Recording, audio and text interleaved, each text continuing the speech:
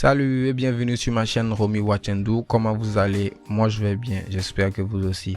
Aujourd'hui on va voir comment rendre son ordinateur un peu plus rapide et fluide. Le but de cette vidéo n'est pas de customiser ou de booster son ordinateur, ça serait le sujet d'une autre vidéo. Ici je vais juste vous montrer des petits ajustements pour le faire fonctionner un peu plus rapidement. Parce qu'il faut que je le dise, il y a des clients qui me donnent des ordinateurs pour l'entretien ou des réparations. Ouais, ça laisse à désirer. Mais avant de commencer la vidéo, je vais vous demander de vous abonner si ce n'est pas encore fait, de cocher la cloche de notification, ça m'aiderait beaucoup pour la chaîne. Merci à vous. Bref, commençons. Première étape. La première étape consiste à vérifier l'état de votre machine.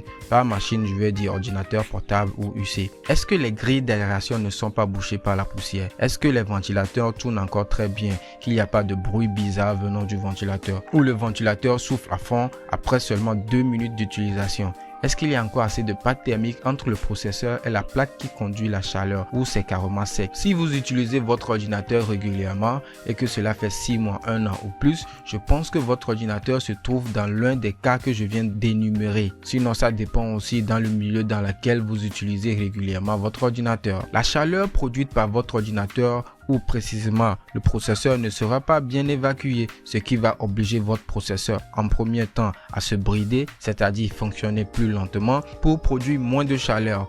Et qui dit plus lentement dit moins rapide, et dans certains cas, si la chaleur devient trop intense, l'ordinateur va s'éteindre brusquement pour ne pas causer plus de dégâts. Mais dès que vous le réallumez, il se relance, mais au bout de 2 ou 3 minutes, pouf, il s'éteint à nouveau. Donc, je vous conseille de déboucher votre grille d'aération, changer le ventilateur s'il le faut, changer votre pâte thermique et tout redeviendra normal. Si vous ne pouvez pas le faire, donnez-le à un maintenancier.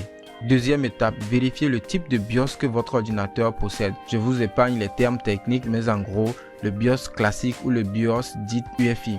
Le BIOS classique est lent et le BIOS dit UEFI est plus rapide. Les ordinateurs les plus récents en sont tous équipés. Mais si votre ordinateur date un peu, il faudra aller vérifier dans le BIOS en appuyant lors du démarrage sur F1 ou F10, etc. Ça dépend du constructeur. Donc, privilégiez toujours le système d'exploitation qui démarre sous UEFI. Si votre ordinateur possède le BIOS dit UEFI, cela signifie qu'il est compatible avec le BIOS classique. Si votre ordinateur ne possède que le BIOS classique, il est impossible d'installer un système d'exploitation qui démarre avec la configuration UEFI. Cela va de soi. Il est possible de mettre à jour votre BIOS sur certains cartes mères, mais je vous le déconseille. Si votre ordinateur possède un BIOS dit UEFI, mais qui démarre avec la configuration du BIOS classique, ça va le ralentir. Et pour le savoir, si votre ordinateur démarre en UEFI, c'est très simple. Au lieu de vous afficher le logo de votre ordinateur, puis le logo de Windows et enfin vous arrivez sur le bureau, très souvent l'ordinateur va démarrer avec le logo de l'ordinateur HP, Dell, Asus, Acer, Toshiba, etc. Puis directement, il vous affiche le bureau. Voilà. Troisième étape, la communication entre le disque dur et la carte mère.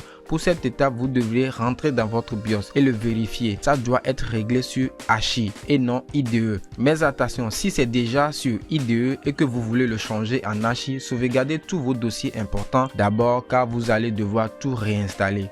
Quatrième étape, le disque dur. Si vous possédez un HDD, vous serez un peu limité en vitesse, mais il existe des HDD avec des vitesses moyennement bonnes. Mais si vous avez le budget, optez pour un disque dur de type SSD qui sera largement plus rapide qu'un HDD.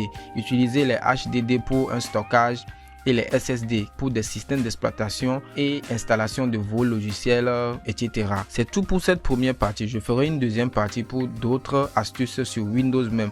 Merci d'avoir suivi cette vidéo. Mais avant de quitter la vidéo, je vais vous demander de vous abonner si ce n'est pas encore fait et de cocher la cloche de notification pour ne pas rater la prochaine vidéo. Et laissez un pouce bleu si toutefois la vidéo vous a plu. À bientôt. Tchuss.